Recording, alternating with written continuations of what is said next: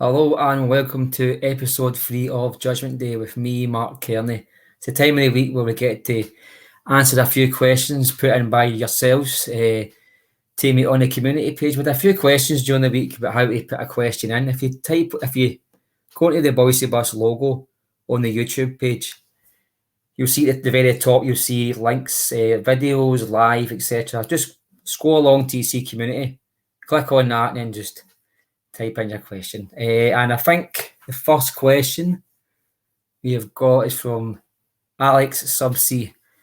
Okay, hi Alex. Is it time Celtic to reassess their current wage and transfer fee structure before we are left behind?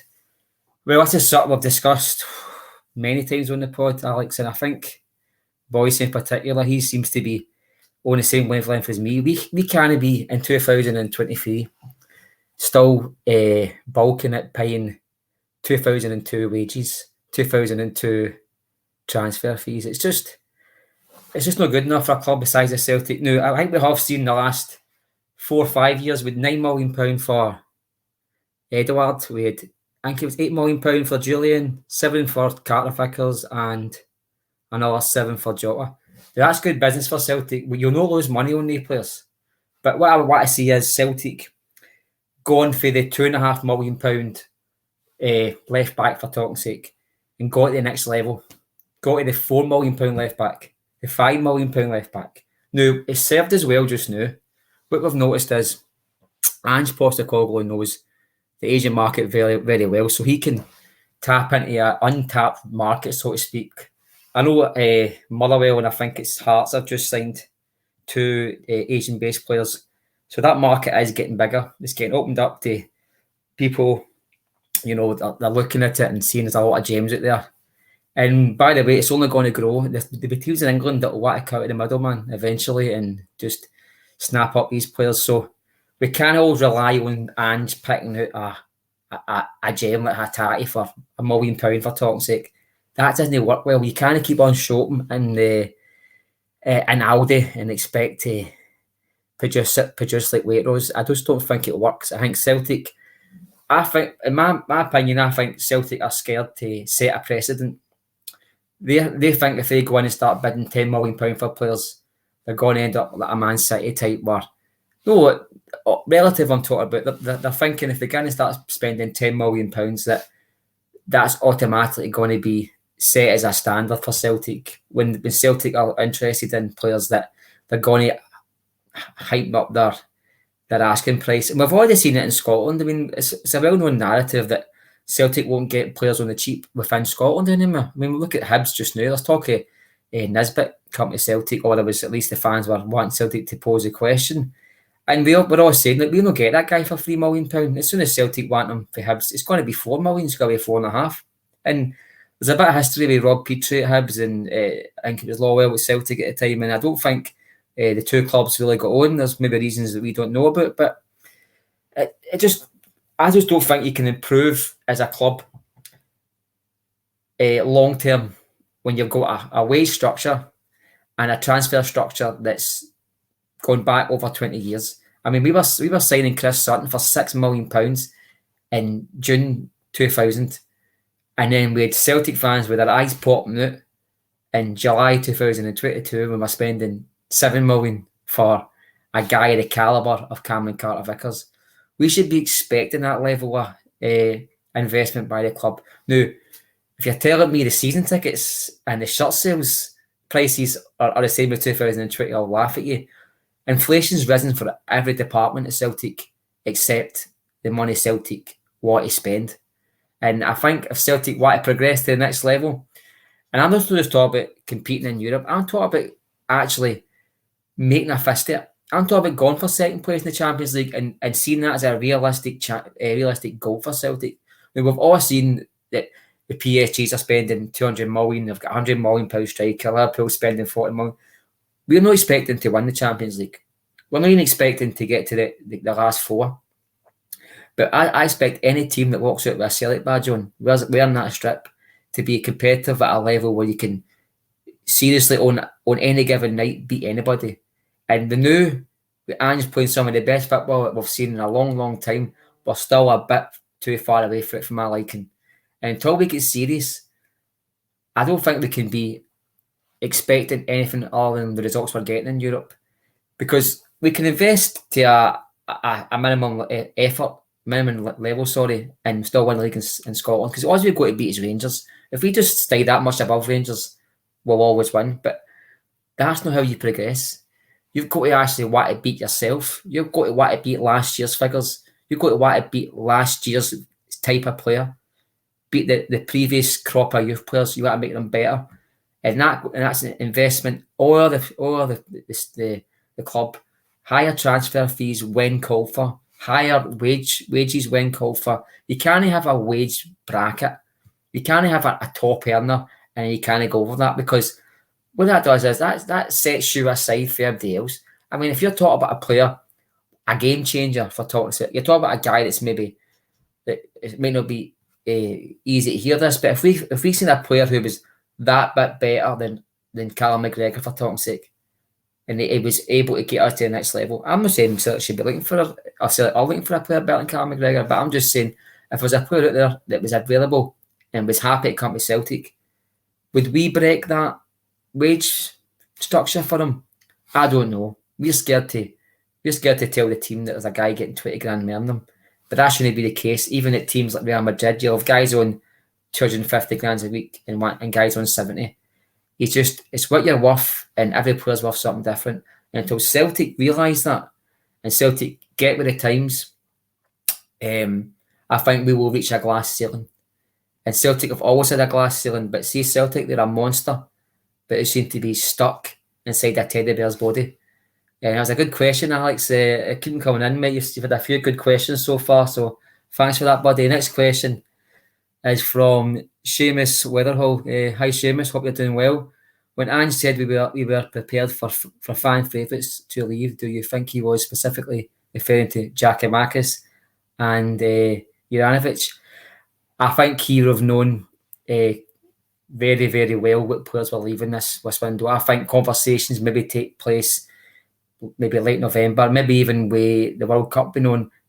These players, agents, etc., could have been talking to the club. The players don't have to be present for these things to happen.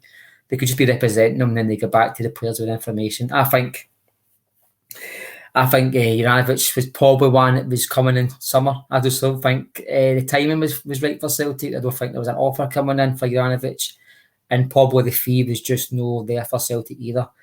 I think Ange would have known probably long ago Juranovic was leaving. I think the boys came in, Johnson, if he was available in the summertime, I think Celtic would have picked him up, and Juranovic might have went in summertime, but it didn't happen that way. We waited for the World Cup, which is quite clever for Celtic, because we've managed to not only save some money, but we've managed to, I think, expand Juranovic's evaluation. If he went for £10 million after a good World Cup, what would he have went for before that show? And it just makes you wonder how highly even the German teams rate Scottish football. I mean, we've all seen recently, Scottish football is a mess, top to bottom. I mean, the referees, the SFA in general, are just a mess. I mean, even the day it was announced Celtic are playing the next round of the Cup, 5:30 on a Saturday night at Celtic Park. I mean, apart from our away-based home support, guys come from Ireland, guys from London, etc. All right, it gives them their time to travel up to Scotland, but the travelling back is difficult for these guys. You know what I mean? They're not all go at the weekend off work. Some of them might only have a one day off work. Some might have their kids on a Sunday. So many different reasons why a 5:30 on a Saturday night doesn't work. There's folk that maybe work night shift.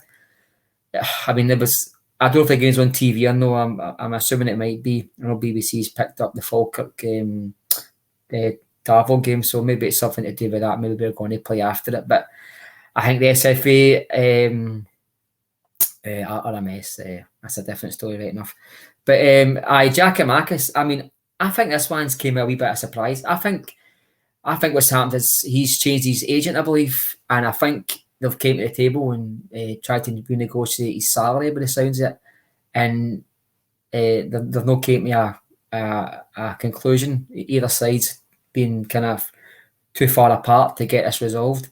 I think Giakoumakis has maybe put his name out there, and I think it's maybe come back to bite him in the arse a wee bit. I don't know if Ange was ready to let him go, and I don't know if he was ready to go either. I think I think if he had his decision or to himself, I think he's stayed to the end of the season. I think he loves it at Celtic, but I think the minute he thought that Giakoumakis was leaving, I think his eyes turned to a new striker. I've been saying since day one, we've been needing 3 strikers. It just doesn't add up. You can't rely on one striker at all times. Now, there's been very, very large periods in the last 18 months where we've only had one striker fit. In fact, there's been periods where we've had no strikers fit. Now, you can go back to Abada and Maida playing well and covering the position fairly well because we won matches. But see, rather than use that as a excuse for it to happen again, use that as a barometer to say, look, do you know what? We reached a level there, but we can go above that. We can stop taking chances here and then have proper backup. Now, there's plenty of money in the bank for Celtic to have a backup striker. The only issue with a backup striker is the level they're going to be at. But an out-and-out striker, Celtic should always have 2 or 3 in the building. It just always should be the case. We always have had a few strikers. We've not got anybody coming through the youth system just yet you can rely on. So we've didn't even get the option. Look what happened during COVID. I think Ayeti and Edouard were on the same plane or something coming back from Dubai, and we had to play, it was zig and zag and all the rest of it playing up front for Celtic. It was just a pure mess. That can happen. You can have players falling sick any day of the week. You can have players getting an injury in training. You need to cover them. You can't have 5 centre-backs and only 2 strikers. You can't have 5 number 6s and only 2 strikers. Cover yourself over the park. Horses for courses is fine, right? And utility players, as Celtic what I call utility, is fine. But you need an out-and-out striker. A striker is a very unique part of the team. It's like goalkeeper. They're very unique that they play such a specific role that you can always tell when a midfielder's taking a shot in the box. Unless they're very cultured, there's a big difference between a cultured midfielder and a clinical striker. And that can be a difference between winning a match and drawing a match. And at Celtic, you can't afford to no win matches where you're 9 points ahead or 9 points behind. Celtic are a winning club, and that goes back to recruitment. And I think Ange has been proactive with a lot of stuff at Celtic, but I think with the Giakoumakis one, that might have been a case of him being reactive because I think it's came as a surprise. Okay, next question. Who's this from? This is from Chris. Does the judge have a sense of deja vu with the return of Lawwell and forecast a similar season 3 of Ange and his predecessors? Now, listen, it's not very popular to say this, but anybody that's ever worked in a company or worked anywhere and you've somebody in a senior position's left the company and then they return, see whether they come back in the same position or no, they're always seen as the figure they were before they left. I've got no doubt in my mind that Lawwell's position on paper might look mediocre, make basically no that big a deal. But you wouldn't risk upsetting the entire fan base by bringing him in if he didn't think it was a position that he was crucial for. And I think Nicholson will take a lot of advice from Peter Lawwell because, take my feelings aside and a lot of the support feelings aside, within Celtic Park he's very highly faulty. And when Nicholson is talking to Peter Lawwell, even in the corridors, doesn't have to be in a meeting environment, even in the corridors, he will listen to advice that Lawwell gives him. Lawwell will be telling him things he's tried, things that haven't worked, and Nicholson will back that. He'll take that on board. We all know that Don Mackay left his job at Celtic because he wasn't a team player. What that means to me is he wasn't backing up everybody else's vision. And if you're running against a wall, then what you meant to do? The guy was doomed to fail, if you ask me.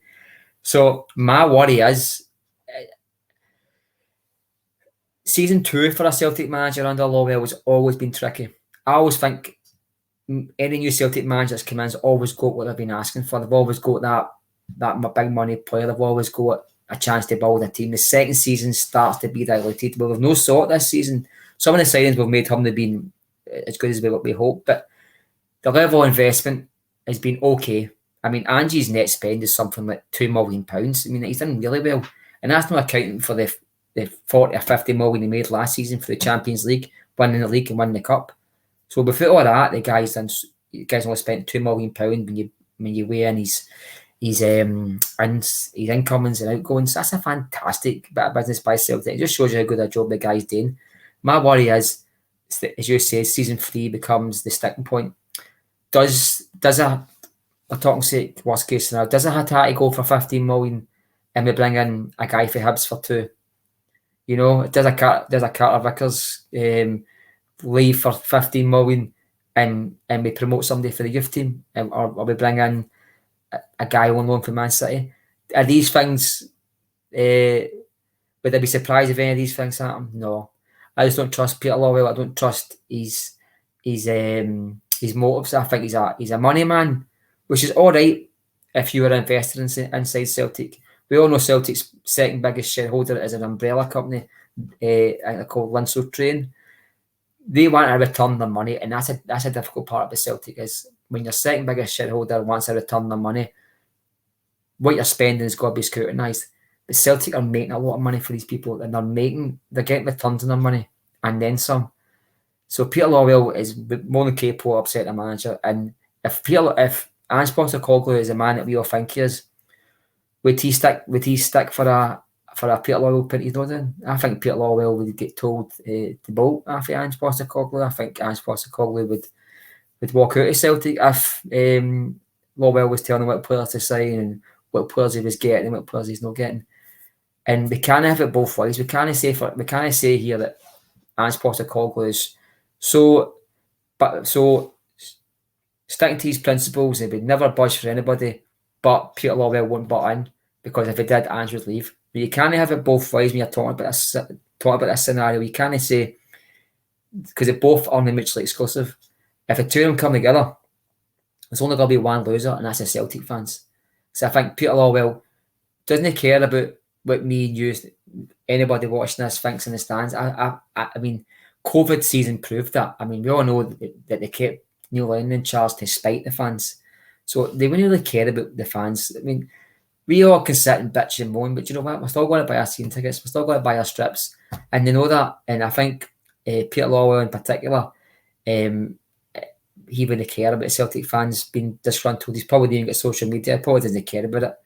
But to answer your question, I do see deja vu. I think the Cho deal, now I know Cho chapped the door 4 times to try and get a move to Celtic. But see if the money was bang on the very first time. They've only had to chat the door 1 time. It begs the question that we're on the 26th of January before we see the boy signed. And it begs the question, what's going to happen for 26 days? The deals don't happen overnight. I know that, right? But it's funny how all the deals have been really quick up until now.